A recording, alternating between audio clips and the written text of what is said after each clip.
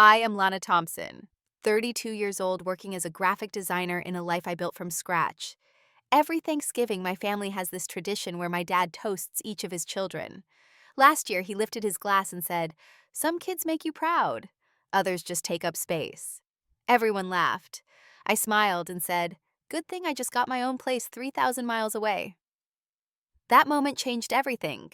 Before I share my journey, drop a comment letting me know where you are watching from, hit that like button, and subscribe to join our community of space takers and table makers. Growing up in suburban Pennsylvania, I always felt like the odd puzzle piece in the perfect family portrait. My father, Michael Thompson, built his construction company from nothing into a regional powerhouse.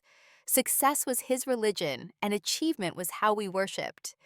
Every dinner conversation revolved around accomplishments, contracts won, and deals closed. My mother, Diana, complimented him perfectly. A former beauty queen who married young, she channeled her competitive spirit into creating the perfect home and raising the perfect children. She measured worth through appearance and social standing, always concerned with how things looked to the neighbors and her country club friends. Then there were my siblings who fit perfectly into this achievement ecosystem. My brother James, 2 years older, was the golden boy, captain of the football team's straight-A student, and eventually graduated from Wharton before joining my father's business. He was groomed from childhood to take over the family empire, and he embraced the role with the confidence of someone who never questioned their place in the world. My sister Allison, 3 years younger than me, somehow managed to be even more perfect. Homecoming queen cheerleading captain and class valedictorian who went on to marry her college sweetheart, a doctor from a good family. By 30, she had two photogenic children and a colonial home in the right neighborhood, fulfilling every expectation my parents ever had. And then there was me. From early childhood, I gravitated toward art supplies instead of sports equipment. While James collected trophies and Allison collected admirers, I collected colored pencils and sketchbooks. I would spend hours in my room drawing imaginary worlds, creating characters and stories that made sense to me when the real world often did not. "Lana, why do you waste so much time with those doodles?" My mother would say, finding me cross-legged on my bedroom floor surrounded by paper. "You could be practicing for debate club or helping me with the garden club preparations." My father was more direct. "Art is a hobby, not a career," he declared whenever I mentioned my interests. "Hobbies don't pay mortgages." School events became exercises in invisibility. At James's football games, my parents would cheer wildly, my father's voice booming across the field. At Allison's choir performances, my mother would dab proud tears. But at my art show in junior year, they arrived late, made a quick circuit around the room, and left early for one of James's award dinners. "Your flower painting was very pretty," my mother said later, though I had not painted any flowers. My exhibition was a series of urban landscapes exploring themes of isolation and crowds. I tried. I really did. I joined the debate team to please my father and took tennis lessons because my mother thought it was a good social sport. I applied to business schools because that was the Thompson path to success. I dated boys my parents approved of, young men from good families who wore polo shirts and had 5-year plans. But these attempts at conformity felt like wearing someone else's skin. The debate team stressed me to the point of panic attacks. The tennis racket felt awkward in my hands. The business textbooks put me to sleep while my art books kept me up all night, inspired and alive. By high school, a pattern had firmly established itself. Family dinners became a showcase for James's and Allison's achievements, while my contributions to the conversation were politely acknowledged before being quickly redirected. "I got an A on my art history paper," I once offered during a Sunday dinner. "That is nice, dear," my mother said, passing the potatoes. "James, tell your father about the internship interview." Small exclusions piled up over the years. The family photo where I was positioned half behind my brother. Christmas gifts that showed little understanding of my interests. The way conversations would subtly shift away from topics I was knowledgeable about. It was not that they did not love me. I believe they did in their way. But love in the Thompson household was conditional, measured in achievements they recognized and valued. And increasingly, I understood that my authentic self was never going to generate the currency of approval that flowed so freely to my siblings. By the time I finished high school, I had become a shadow expert, learning to exist in the margins of family life, taking up as little space as possible. I became quiet, accommodating, trying to be useful enough to justify my presence, but resigned to never being the star of the Thompson family show. What I did not realize then was that this training in invisibility was not preparing me for success in their world. It was preparing me for the moment when I would finally need to become visible in my own. College became my first battleground for independence, though I did not recognize it as such at the time. Following my father's expectations, I enrolled as a business major at Penn State. The compromise I made with myself was to take as many art electives as my schedule would allow. Those first semesters were an exercise in living a double life. In my business classes, I went through the motions memorizing terms and theories that never quite clicked with my way of thinking. But in my art classes, I came alive. The 3 hours in the studio flew by like minutes, while 50-minute economics lectures dragged like days. My sketchbooks became more than just art practice. They were salvation filled with increasingly complex designs and concepts that helped me process the growing disconnect between the life I was living and the one I wanted. The breaking point came during sophomore year registration. I sat in my dorm room staring at the computer screen course selections for another business-heavy semester laid out before me. Something inside me simply said no, with such clarity that I could not ignore it. That day, I switched my major to graphic design. For 2 weeks, I did not tell my parents, rehearsing explanations and justifications. When I finally made the call, the silence on the other end of the line was deafening. "I see," my father finally said. "Well, I suppose every family has someone who needs to learn things the hard way." After that conversation, my already modest college fund contributions dwindled further. I took out additional student loans and picked up a job at the campus coffee shop to make ends meet. The message was clear: if I was not going to follow the approved path, I would walk it with less support. Graduation day highlighted the divide. While my family attended their congratulations, felt perfunctory. My mother took the obligatory photos, but the celebration dinner afterward focused on James's recent promotion and Allison's engagement. My design portfolio, which had earned praise from my professors, and even secured me an honorable mention in a national student competition, sat unopened on the corner of the table. After graduation, practical realities set in quickly. I found a small apartment in Philadelphia, determined to stay close enough to family while establishing my own path. The apartment was barely more than a studio with a kitchenette that doubled as my workspace when I was not at the coffee shop that paid most of my bills. Finding steady design work proved challenging. I took freelance jobs creating logos for local businesses, designing wedding invitations for friends of friends, anything to build my portfolio while learning the business side of creative work. 6 months of hustle led to my first real breakthrough, a junior designer position at a small agency called Pixel Perfect. The pay was modest, but it was a foot in the professional door with health insurance and the validation of a business card with my name and graphic designer printed beneath it. I called my parents' genuine excitement in my voice for the first time in months. "That is nice, honey," my mother said. "Is it a real job or just a temporary thing?" My father was more direct. "What is the growth trajectory there? Any chance of moving into a management role?" Their responses crystallized something I had been feeling for years, but had not fully acknowledged: the deep chasm between what I valued and what they saw as valuable. To them, I was still playing with computers, not building a career. This dismissive attitude extended to my dating life as well. I dated Brian for nearly a year, an accountant who initially seemed to appreciate my creativity. My parents approved of him mainly because his profession fit their definition of success.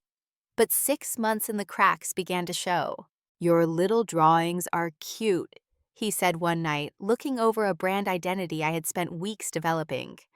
"But when are you going to get a serious career? We cannot buy a house on what you make playing with Photoshop." His words echoed my father's with such precision that it was like being diminished in stereo. I ended the relationship the following week, recognizing that I had unconsciously sought out someone who reinforced the same patterns I was trying to escape. The next 2 years brought slow but steady professional growth. I moved up to a full designer position, took on more significant projects, and began developing a distinctive style that clients specifically requested. None of these victories registered on my family's radar. Family gatherings became increasingly anxiety-inducing. Holidays were marathons of subtle comparisons, and not so subtle reminders of the hierarchy of achievement. James's new house, Allison's perfect children, my father's expanding business, my mother's social victories, all cataloged and celebrated, while my contributions to conversations were treated as pleasant intermissions in the real family narrative. As another Thanksgiving approached, I received news that should have been cause for pure celebration. A design agency in Seattle had seen my work through an industry showcase and reached out with a job offer. The position offered creative freedom, a substantial salary increase, and the opportunity to work with national clients. It also meant moving 3,000 miles away from the family dynamics that had shaped and constrained me for so long. I sat on the news for a week, turning the opportunity over in my mind. I both wanted to share it and dreaded the inevitable underwhelmed reaction. As I packed my portfolio to bring to Thanksgiving dinner, an optimistic part of me thought, maybe this time will be different. The morning of Thanksgiving dawned crisp and clear, the kind of perfect fall day that normally would have lifted my spirits. I spent extra time getting ready, selecting a deep burgundy sweater that a client had once complimented, applying makeup carefully, and even adding a necklace my grandmother had given me before she passed a small silver pendant that always made me feel connected to the one family member who had seemed to see me clearly. I packed my updated portfolio with recent work samples, including the campaign that had caught the attention of the Seattle agency. Despite years of disappointment, hope persisted like a stubborn weed through concrete. Maybe this time, with tangible evidence of my success, they would finally see the value in my chosen path. The drive to my parents' suburban home took 40 minutes each mile, increasing the familiar tension in my shoulders. As I pulled into the circular driveway behind James's BMW and Allison's SUV, I rehearsed how I would share my news. Casual but confident, professional but not boastful, threading an impossible needle of being proud without seeming to seek approval. The house looked magazine perfect. As always, my mother's decorating skills on full display, with an autumnal wreath on the door, and seasonal flowers arranged just so. Inside, the familiar holiday sounds greeted me, the football game murmuring from the living room, where my father and James would be watching the kitchen sounds of my mother and Allison preparing the meal. "Lana, you are finally here," my mother called from the kitchen. "Everyone else arrived an hour ago." "Sorry, Mom, traffic was heavier than expected." I lied, not admitting I had circled the block twice, gathering courage. The living room scene was exactly as predicted. My father and James sat watching the game, tumblers of whiskey in hand, discussing business between plays.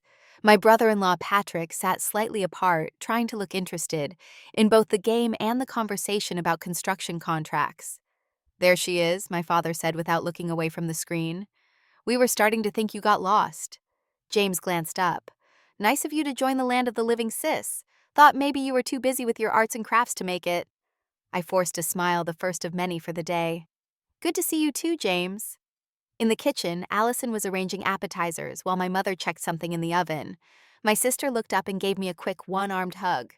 "Love the sweater," she said, before immediately adding, "though you might want to do something more with your hair next time. I can recommend my stylist."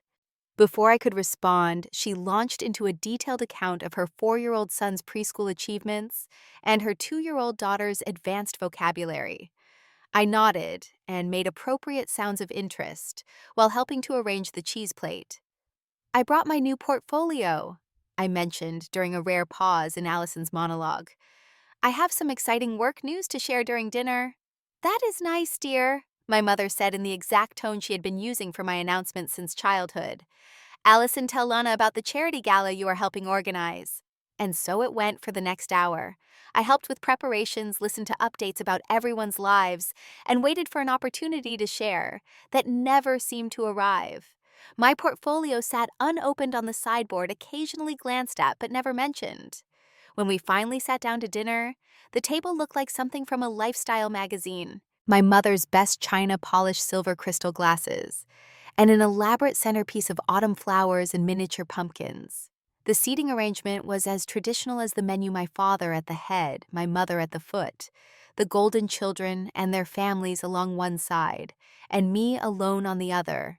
The meal began with my father's tradition of individual toast to each of his children, a Thanksgiving ritual that had evolved over the years into a public ranking system thinly disguised as gratitude. He started with James raising his wine glass with practiced dignity. To my son who continues to make me proud every day. The Davidson account was a masterpiece of negotiation. And the way you have expanded our commercial division shows you are not just following in my footsteps, but blazing your own trail. You are everything I hoped for in a son and business partner. James nodded in acknowledgement, comfortable in his role as the heir apparent. Next came Allison's toast. To my beautiful daughter, whose grace and intelligence shine in everything she does. Your children are a testament to your gifts as a mother, and the way you balance family with your volunteer work shows remarkable character. You exemplify the values your mother and I hope to instill in our children. Allison beamed, reaching for her husband's hand, as she accepted the compliment as her due. Then my father turned to me, and I felt the familiar tightening in my chest, the hopeful dread that perhaps this time would be different. He lifted his glass with noticeably less enthusiasm. And to Lana, he began, his voice shifting to a tone of resigned acceptance rather than pride. Some kids make you proud with their achievements. He glanced meaningfully at my siblings. Others just take up space. The table erupted in laughter. My mother's tinkling socialite chuckle, James's booming guffaw, Allison's practiced melodic giggle. Even Patrick joined in after a moment of hesitation.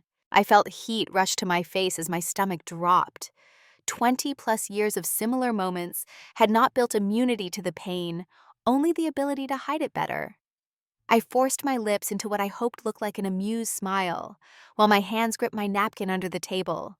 The laughter continued a beat too long, everyone enjoying the familiar family joke at Lana's expense, until I heard myself speaking in a calm voice that somehow cut through their amusement.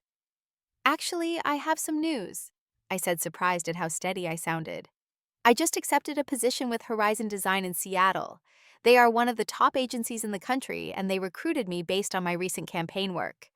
5 pairs of eyes turned to me with expressions ranging from surprise to disbelief. Seattle? My mother asked. But that is so far away. What about your apartment here? Your job? I will be giving notice next week and moving at the end of the month. I continued the plan, crystallizing as I spoke it aloud.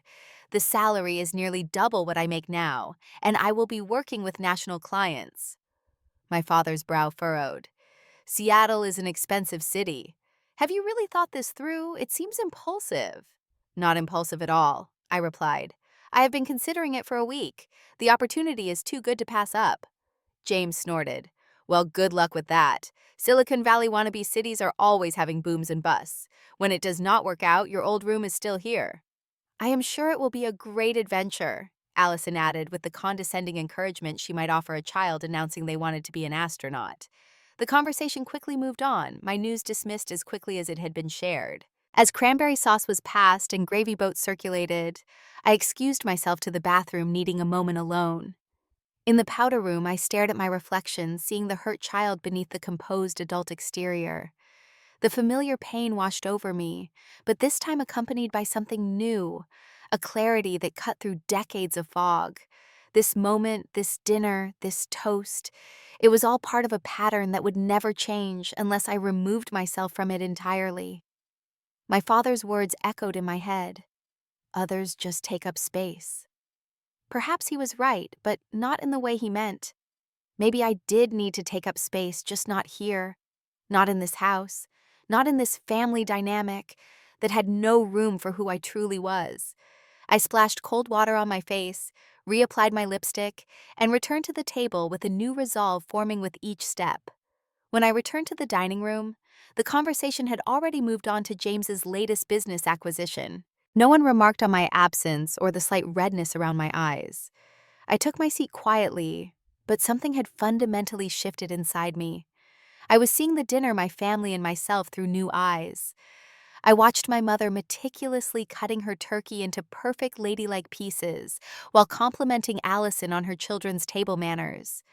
I observed my father and James discussing profit margins as if they were sharing profound wisdom. I noticed how Patrick rarely spoke unless directly addressed his personality, subsumed into the Thompson family hierarchy. And I realized with startling clarity that I had been participating in my own diminishment for years.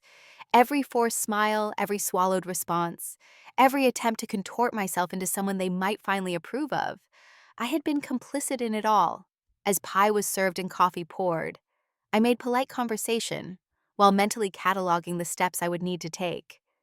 Give notice at my apartment. Pack. Sell furniture. Ship essentials. Find temporary housing in Seattle until I could secure a permanent place. Each mental checkmark felt like breaking a chain that had bound me for too long. The drive home that night was unlike any post-family dinner commute I had ever experienced. Instead of replaying hurts and failures, analyzing what I could have done differently to earn approval, I found myself thinking about the practicalities of starting over. For the first time, the critical voice in my head, the one that sounded suspiciously like my father, was quiet. In my apartment, I looked around at the modest space I had created. Despite its limitations, this had been my first true attempt at independence. I had chosen the furnishings, the artwork on the walls, the plants in the windows. Small as it was, it represented an initial step away from the Thompson template for living. I pulled out a photo album I rarely looked at, flipping through family pictures from childhood to recent holidays. In almost every image, the pattern was visible once you knew to look for it. James and Allison-centered parents beaming beside them. Me, slightly peripheral, sometimes literally in the margins of the frame. The physical arrangement mirrored the emotional reality with painful accuracy. That weekend became a ritual of mourning and rebirth.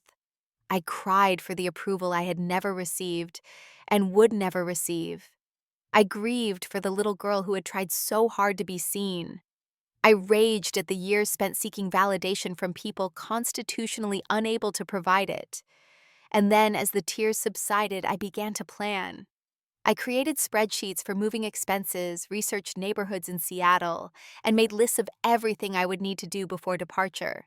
The practical tasks anchored me as emotional waves continued to crest and break. Monday morning, I sent an email to Horizon Design formally accepting their offer. The response came within hours, welcoming me to the team and connecting me with their relocation specialist. It was happening not just as an emotional reaction, but as a professional step forward. I decided not to tell my family about the finalized plans immediately. The silence felt protective, giving me space to strengthen my resolve, without their doubts and dismissals seeping in. That evening, I called Taylor, possibly my only true friend in Philadelphia, and the one person who had consistently encouraged my creative pursuits. "You are actually doing it," she asked, excitement and concern mingling in her voice. "Seattle is so far." "That is kind of the point," I said, surprising myself with a small laugh. "I need the distance, not just geographically." "I get it," Taylor replied. "And I am so proud of you.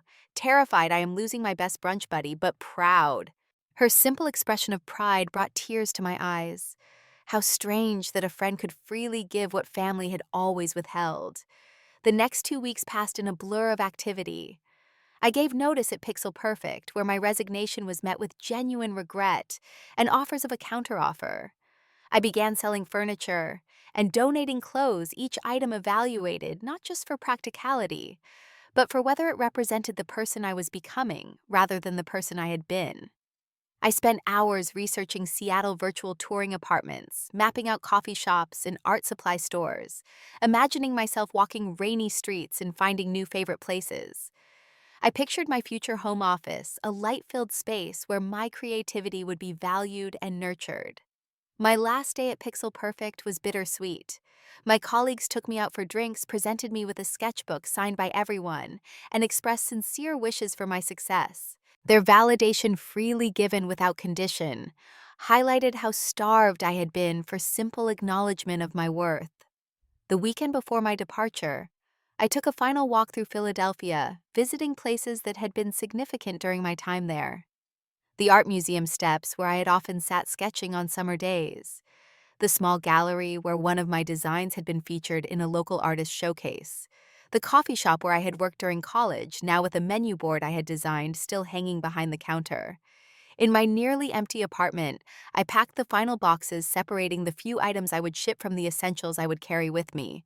Among my belongings, I found a notebook from college filled with designs and dreams I had once thought possible, before years of family doubt had tempered my ambitions. I wrote a letter to my family that night, pouring out decades of hurt, explaining my decision to leave, not as running away, but as running towards something better. I wrote about the pain of never feeling good enough, of watching my siblings receive the love and approval that always seemed just out of my reach. I explained that I needed to find out who I could be without the weight of their expectations and disappointments.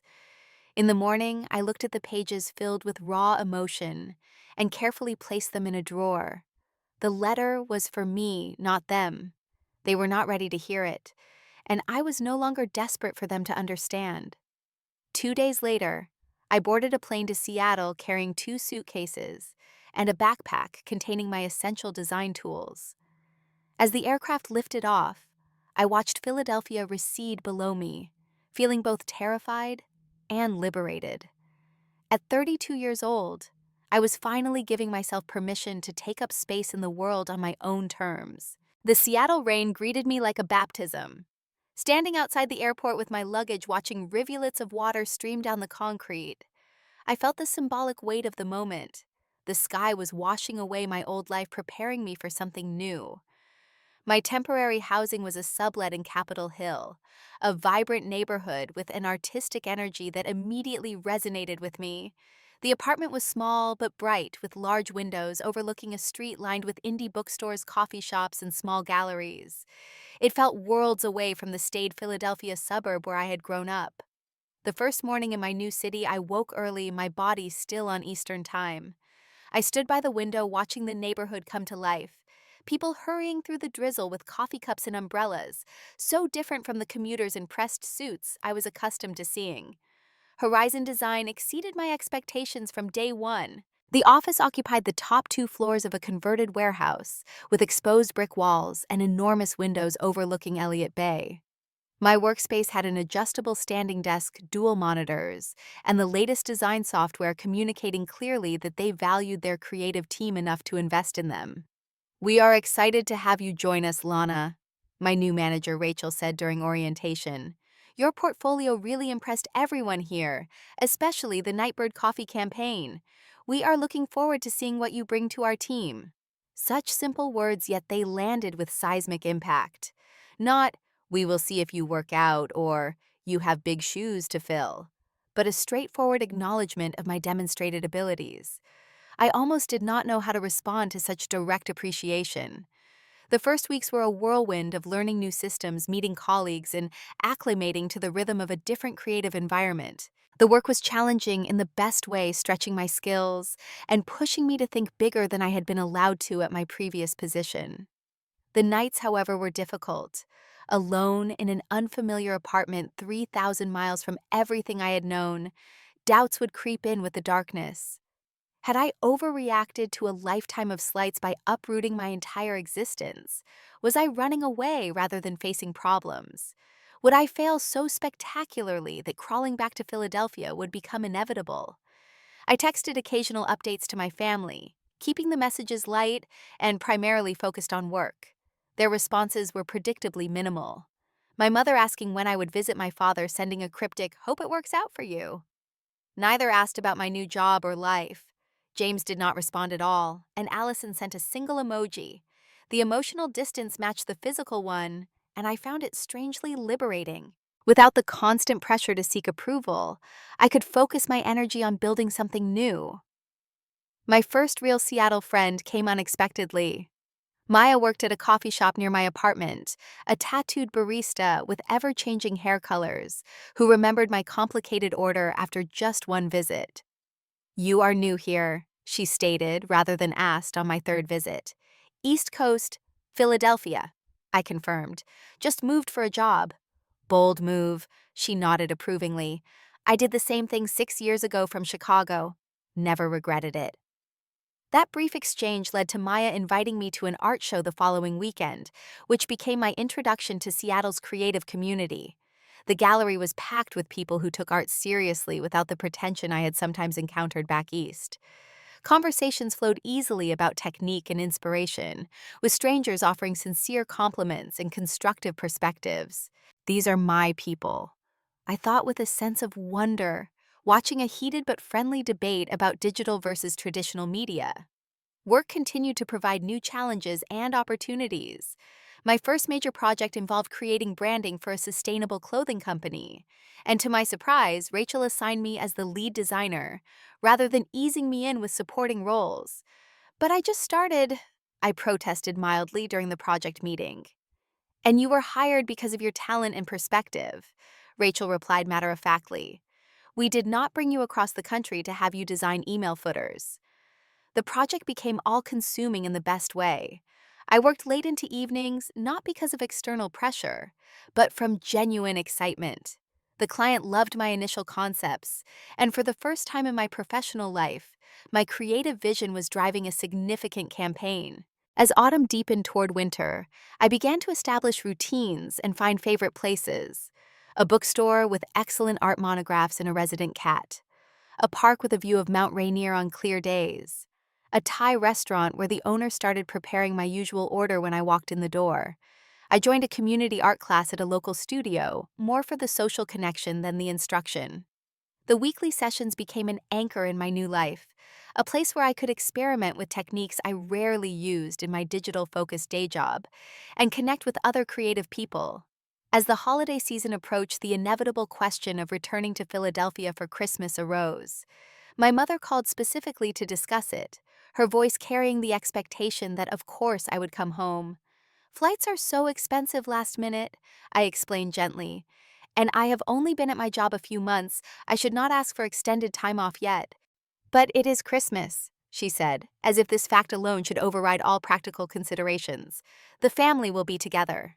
The conversation ended with mutual frustration, my mother unable to understand my reluctance, and me unable to explain that the thought of returning to the family dynamic so soon made my stomach knot with anxiety.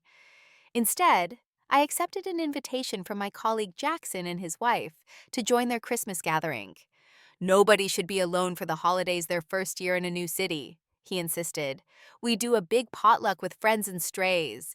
Very casual, just good food and better company.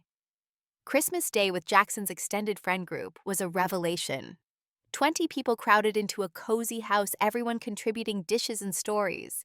No formal seating arrangement, no performance of family roles, just genuine warmth and acceptance. I brought a homemade pie and was met with enthusiastic appreciation rather than critique of its crust or presentation. This is delicious, Jackson's sister-in-law exclaimed. Did you always bake? Actually, this is only my third pie ever, I admitted. I watched a YouTube tutorial yesterday. Instead of dismissal or criticism, this confession was met with laughter and stories of everyone's own cooking disasters. I found myself laughing until my sides hurt, realizing how long it had been since I had experienced uncomplicated joy in a group setting. As December turned to January, I received my first performance review at Horizon, along with a completely unexpected bonus and praise for exceeding expectations. Rachel highlighted specific contributions I had made, projects where my work had elevated the final product, and areas where she saw potential for growth, all delivered with genuine appreciation for my unique perspective. I called Taylor that night, needing to share the validation with someone who would understand its significance. They actually value me here, I said, still processing the reality of it. Not as a cog they are training to fit their machine, but as a creative person with ideas worth listening to. Because that is who you are, Taylor replied simply. It just took finding people who could see it. By spring, I had moved from the temporary sublet to a more permanent apartment, a one-bedroom with a small office nook perfect for freelance projects. For the first time, I decorated exactly as I wanted, with bold colors and artwork that spoke to me rather than what would be deemed tasteful by suburban Philadelphia standards. I bought plants, many more than was probably reasonable for the space, turning my apartment into a small urban jungle. There was something profoundly satisfying about nurturing living things, watching them respond to care and attention by unfurling new leaves and reaching toward the light. 6 months into my Seattle life, I realized I had built something I had never quite managed in Philadelphia, a life that reflected who I truly was rather than who I was expected to be. My apartment was an extension of my personality. My friends valued me for my actual qualities, rather than how I fit into a predetermined hierarchy. And my work allowed me to contribute in ways that were recognized and appreciated. I was for perhaps the first time in my adult life taking up space unapologetically, and discovering that when you claim your own space with confidence, the right people make room for you to expand, rather than trying to compress you into a more convenient package. As my 1 year anniversary in Seattle approached, the changes in my life extended far beyond geography. Professionally, I had been promoted to senior designer after the success of several high-profile campaigns. My confidence had grown proportionally to the consistent positive reinforcement I received not just from colleagues, but from clients who specifically requested me for their projects. I had moved again, this time to a larger apartment with a spare bedroom. I had converted into a dedicated home studio. The space was filled with plants, art, and furnishings chosen solely because they spoke to me rather than adhering to someone else's aesthetic standards. For the first time, my living space felt like a true reflection of my inner landscape. My social circle had expanded organically, with Maya introducing me to her friends, who introduced me to theirs. I found myself part of a community that included other designers, artists, writers, and creative professionals, people who understood the unique challenges and joys of making a living through creative work. One Saturday morning, browsing a local flea market with Maya, I found myself drawn to a vendor selling reclaimed wood. "Do you build furniture?" the bearded man asked, noticing my interest in a particularly beautiful slab of walnut. "No, but I have always wanted to learn," I replied honestly. "Community college has a great introductory woodworking class," he said, writing down information on the back of his business card. "Tell Javier that Kurt sent you." 2 weeks later, I found myself in a workshop smelling of sawdust and possibility learning the basics of woodworking from Javier, a patient instructor who treated the complete novices in his class with the same respect he showed the more advanced students. "Everyone starts somewhere," he said, helping me adjust my stance while using a hand plane. "The wood will teach you as much as I will."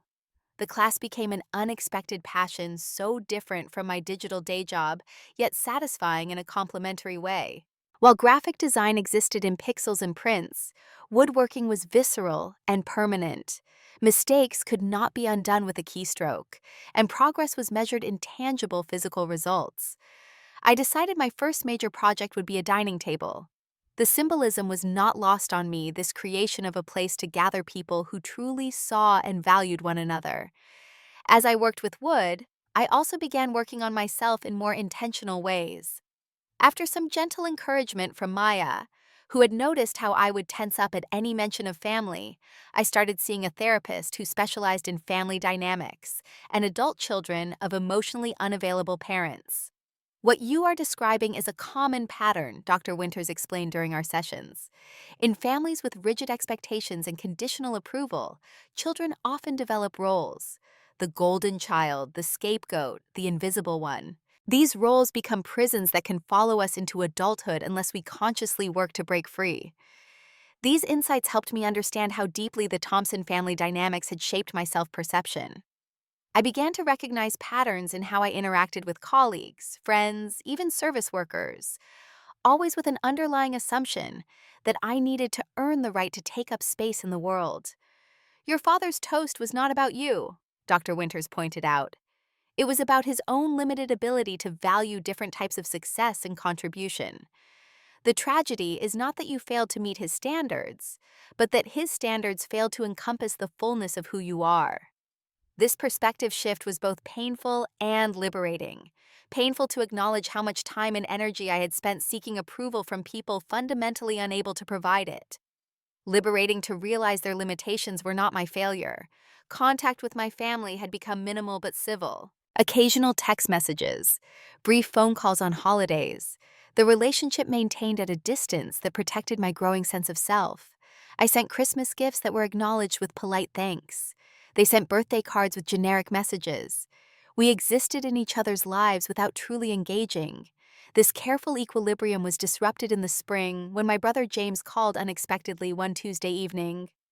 "I am going to be in Seattle next week for a construction conference," he said without preamble. "Thought maybe we could get dinner or something."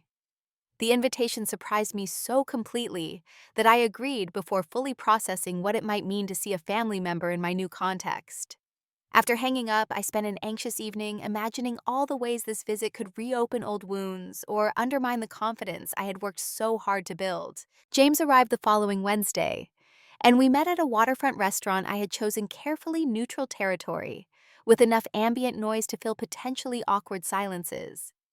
He looked exactly the same, yet somehow unfamiliar. The golden boy in a business casual uniform of khakis, and buttoned down his confident posture, an easy smile unchanged since childhood. But seeing him outside the family context highlighted how much of his identity was constructed around his role as the heir apparent, the successful son. "Nice place," he commented, looking around the restaurant. "You seem to be doing okay out here." The mild surprise in his voice was telling. He had expected, perhaps even subconsciously, hoped to find me struggling, reinforcing the family narrative about my impractical career path. "I am doing well," I confirmed. "Horizon has been a great fit for me. How are things with you and the family?" The conversation progressed awkwardly, at first falling into the familiar pattern of James talking extensively about his achievements and family news, while showing minimal interest in my life. But as the evening continued, something subtle shifted. "Dad still talks about you coming back eventually," James mentioned over dessert. "He thinks Seattle is just a phase you need to get out of your system." I smiled, no longer wounded by this dismissal of my choices. "I am not coming back, James. I have built a life here, a good one." "Yeah, I can see that," he admitted, glancing around as if the restaurant itself was evidence of my unexpected success. "You seem, I do not know, different somehow, more solid."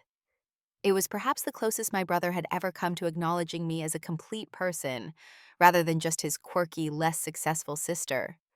The moment felt significant, a tiny crack in the family mythology. After dinner, I impulsively invited him to see my apartment, wanting him to witness the physical manifestation of the life I had created. Walking through my front door, I saw my space through his eyes, the bold colors, the art-covered walls, the plants thriving on every available surface, my half-finished dining table taking up much of the spare room turned workshop.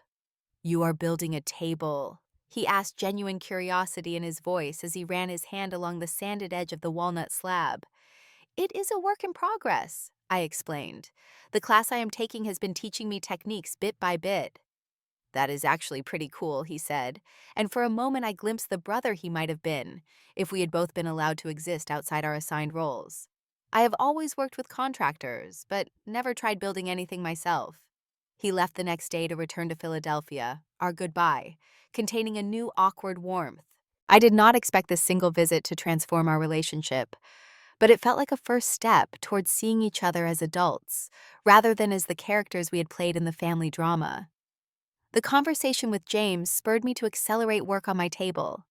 Each weekend, I dedicated hours to the project, planning sanding, joining, finishing. The table took shape under my hands, imperfect but sturdy, with the natural grain of the wood creating patterns that could never have been planned, only revealed through patient work. "It is beautiful," Maya declared when she saw the nearly completed piece. "Are you going to do a dinner party when it is finished?" The idea took root immediately. A gathering of my Seattle family around a table I had built with my own hands, the perfect counterpoint to that Thanksgiving dinner that had propelled me across the country. As I worked on the final details of my table, I also began exploring options for the next phase of my professional development. Horizon had been foundational in rebuilding my confidence, but I was starting to feel ready for new challenges. Several clients had suggested I consider taking on independent projects, and the idea of establishing my own design studio had begun to feel like a realistic possibility, rather than a distant dream. I started small, accepting freelance projects that did not conflict with my work at Horizon, building a separate client base and reputation. Each successful project reinforced what I now understood on a fundamental level. My creativity and perspective were valuable, not despite their difference from conventional paths, but because of it. When the table was finally finished, I invited my closest Seattle friends for a housewarming dinner. 8 people gathered around the table I had created, sharing food stories and genuine connection. Looking around at these people who knew me as I truly was and valued me for exactly that person, I felt a sense of belonging. I had searched for my entire life. As we raised glasses in a toast, I thought of my father's Thanksgiving proclamation about taking up space and smiled at how differently those words resonated now. Yes, I took up space in the world space I had claimed and created for myself. And in doing so, I had found that there were people who welcomed my presence, rather than measuring it against impossible standards. The table, with its small imperfections and natural beauty, had become more than furniture. It was a physical manifestation of the life I was building, sturdy enough to support not just meals, but connections, conversations, and community. Almost 2 years to the day after I boarded a plane to Seattle with 2 suitcases and a head full of doubt, I received a call from my mother. "Your father is turning 60 next month," she announced without preamble. "We are having a party on the 15th. The whole family will be there, and it would mean a lot to him if you came." My immediate instinct was to create an excuse: work deadlines, prior commitments, prohibitive airfare. The thought of stepping back into the Thompson family dynamic made my newly strengthened confidence waver slightly. But after a moment's consideration, I heard myself saying, "I will check my calendar and look at flights." The decision to return to Philadelphia was not made lightly. I spent a week deliberating, discussing it with Dr. Winters and close friends. In the end, what decided me was the realization that I was no longer the same person who had fled across the country after that devastating Thanksgiving. I had built a life that affirmed my worth, surrounded myself with people who valued my authentic self, and developed the inner resources to maintain those boundaries, even in challenging environments. "You do not have to go," Maya pointed out when I shared my decision. "No one would blame you for protecting yourself." "I know," I agreed. "But I think I need to see them as I am now, not as I was then. Not for them, but for me." The weeks before the trip were filled with a mixture of anxiety and preparation. I carefully selected my wardrobe, choosing pieces that represented my evolved personal style, rather than trying to conform to my mother's preferences. I arranged a short trip, arriving the day before the party and leaving the day after, setting clear boundaries around my time and emotional availability. Most importantly, I mentally prepared for the inevitable attempts to pull me back into old patterns. Dr. Winters and I role-played responses to likely scenarios, practicing how to remain grounded in my new sense of self, even when surrounded by people who knew only my former diminished version. The flight to Philadelphia felt like traveling backward in time, each mile eastward, a step into a past I had worked hard to process and transcend. Yet there was something empowering about making this journey as a choice, rather than an obligation, returning on my own terms, rather than being pulled back by family expectations. My mother had arranged for me to stay in my old bedroom, preserved like a museum exhibit of my teenage years. I had declined booking a hotel instead, another small act of self-definition that communicated I was a visitor now, not a permanent satellite in the Thompson solar system. The morning of the party dawned clear and crisp, a perfect early autumn day. I dressed with deliberate care, selecting a cobalt blue dress I had bought in Seattle, paired with silver jewelry designed by an artist friend. Looking in the mirror, I barely recognized the confident woman who looked back at me compared to the person who had left Pennsylvania 2 years earlier. Driving the familiar route to my parents' house, I prepared myself for the emotional impact of returning to the scene of so many formative experiences. The neighborhood looked exactly the same, the houses maintained, with upper-middle-class precision. The lawns manicured, the overall impression, one of carefully managed prosperity. My parents' colonial-style home appeared unchanged from the outside, the same seasonal wreath on the door, the same carefully tended flower beds. Only I had changed, viewing this once intimidating edifice with new eyes, seeing it now as simply a house rather than the fortress of judgment it had once represented. I rang the doorbell rather than using my old key, another small statement of my altered status. My mother opened the door, her expression cycling rapidly through surprise assessment and adjustment. "Lana, you are early. We were not expecting you until this afternoon," she said, her eyes taking in my appearance with the practiced evaluation I remembered so well. I wanted to help with any preparations. I offered stepping inside without waiting for a more explicit welcome.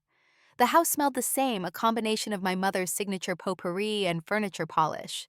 Family photos lined the entryway, and I noticed with interest that a new arrangement included a recent picture of me from social media, carefully framed and positioned among the others.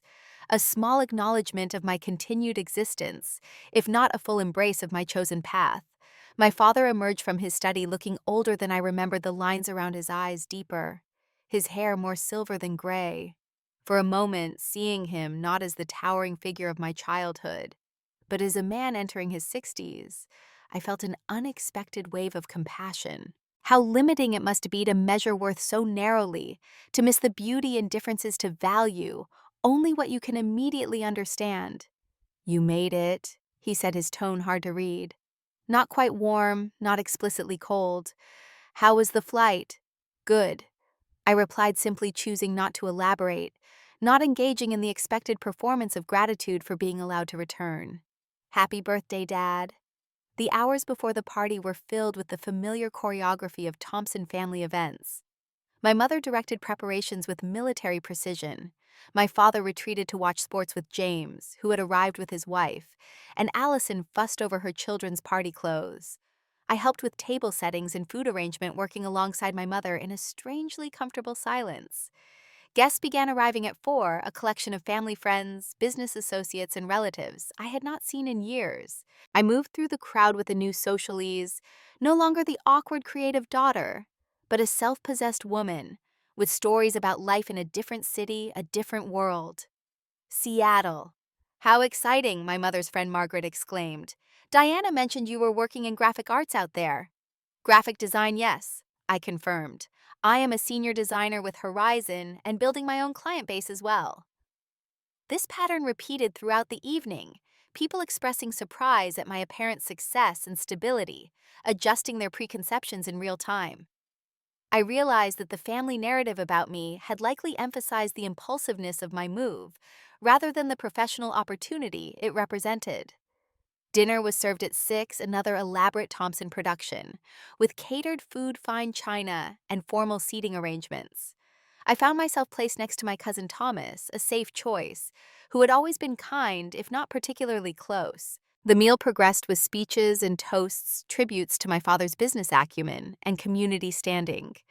When my mother invited each of us children to say a few words, James went first with a polished anecdote about lessons learned from our father, followed by Allison's emotional tribute to his role as a grandfather to her children.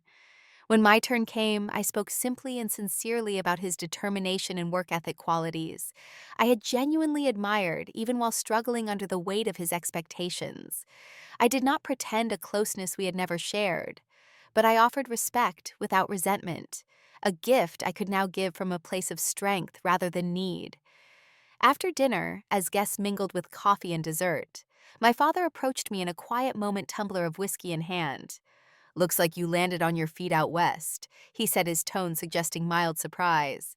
"James mentioned your apartment was impressive, said you were building furniture now." "Just a dining table," I clarified. "I took a woodworking class. It was challenging but rewarding." He nodded, taking a sip of his drink. "Your mother shows us your Instagram sometimes. The design work looks well, it looks professional."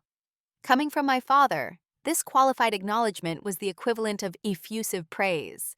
I accepted it with a nod, neither overreacting to finally receiving a crumb of approval, nor dismissing it entirely. "The Seattle move was a good opportunity," I said. "Horizon is well respected in the industry, and I have been able to work with some national brands." "Lucky break," he commented, the familiar need to qualify any success not achieved through his approved channels asserting itself. 2 years ago, this casual dismissal would have cut deeply. Now I found myself smiling slightly, recognizing the comment as a reflection of his limitations rather than my worth. "I have made my own luck," I replied evenly. "The opportunity came because my work got noticed. What I have built since then has been through consistent effort and creative problem solving. Different field from construction, same principles of quality and dedication. He looked at me with an expression I had rarely seen directed my way, something approaching genuine consideration. The moment stretched between us, neither comfortable nor explicitly uncomfortable, simply new territory in a relationship defined by old patterns. Later that evening, I found myself alone on the back patio, with Allison, both of us taking a break from the noise and performance of the party. In the soft landscape lighting, my perfect sister looked tired, the careful makeup not quite concealing the shadows under her eyes. "How do you do it?" she asked suddenly. "Do what? Just leave. Build something completely different. Not care what anyone thinks." The question revealed a perspective on my life I had never considered. That from the outside, my sister might view my escape as an act of courage rather than desperation. "I do care what people think," I admitted. "Just not the same people and not in the same way. I found a place where my natural strengths are valued rather than trying to excel at things that never came naturally to me." Allison was quiet for a long moment. "I sometimes wonder what I would have done if I had not followed the script. If I had not married Patrick right after college, had not had kids, immediately had tried something unexpected." "It is not too late," I offered. "You are only 29. She gave a small, sad laugh. "Easy for you to say. You are not tied down with a mortgage and kids and expectations. Mom calls me 3 times a week to check if I am handling everything properly. Dad gives Patrick business advice he did not ask for. I cannot even change my hairstyle without a family consultation." For the first time, I saw clearly that the golden child role carried its own prison different from mine, but no less confining. Allison had received the approval I had craved, but at the cost of true autonomy. The hardest part was the first step, I told her. Deciding my happiness mattered enough to risk disapproval. Everything after that was just logistics. We rejoined the party shortly after, but something had shifted between us, a new understanding that might eventually grow into a more authentic connection. The next morning before leaving for the airport, I had breakfast with my parents. The conversation remained largely superficial, weather and travel plans and updates on distant relatives. But beneath the mundane exchange ran a subtle current of reassessment, all of us adjusting to this new reality, where I existed as a separate successful entity outside their sphere of influence. As I prepared to leave, my mother surprised me with an awkward hug. "You look well," she said. "Seattle must agree with you." "It does," I confirmed. "I have found my place there." My father shook my hand formally, then added, "That furniture building that is good, working with your hands. Thompsons have always been builders one way or another." It was as close as he would likely ever come to finding common ground between us, and I accepted it for what it was, neither magnifying its significance nor rejecting the small olive branch. On the flight back to Seattle, I reflected on the visit with a clarity that would have been impossible 2 years earlier. I saw my family now not as the all-powerful arbiters of worth I had once perceived them to be, but as flawed, limited people operating from their own fears and beliefs. Their approval, once the currency I had desperately sought, now seemed less valuable than my hard-won self-acceptance. I returned to Seattle with a sense of closure, not because relationships had been dramatically healed or because old hurts had been erased, but because I had engaged with my family as the person I had become, rather than the person they had expected me to be. The visit had not changed them, but it had confirmed how much I had changed, how far I had come, in my journey to claim my own space in the world. 3 months later, I took the biggest professional leap yet, leaving Horizon to launch my own design studio. My former employers became my first clients, along with several accounts that chose to follow me. The small office I leased had windows overlooking the bay walls. I could paint whatever color I chose, and most importantly, room to expand. On the day I officially opened Thompson Creative, I hosted a small celebration at my apartment. Friends gathered around the table I had built, raising glasses to toast new beginnings. Looking around at these people who had become my chosen family, I felt a deep contentment that had nothing to do with external validation and everything to do with living authentically.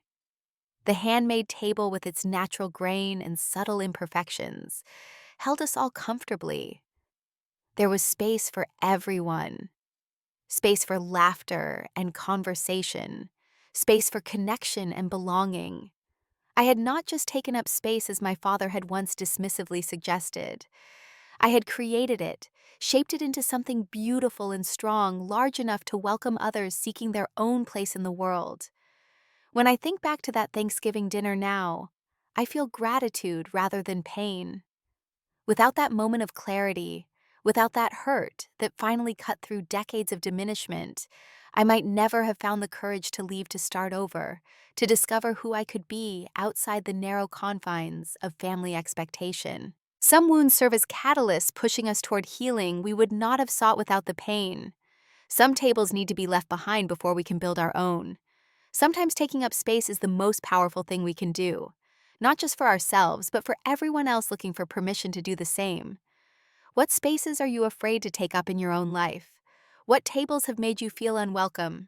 Maybe it is time to build your own. Trust me when I say there is room for all of us to create spaces where we truly belong.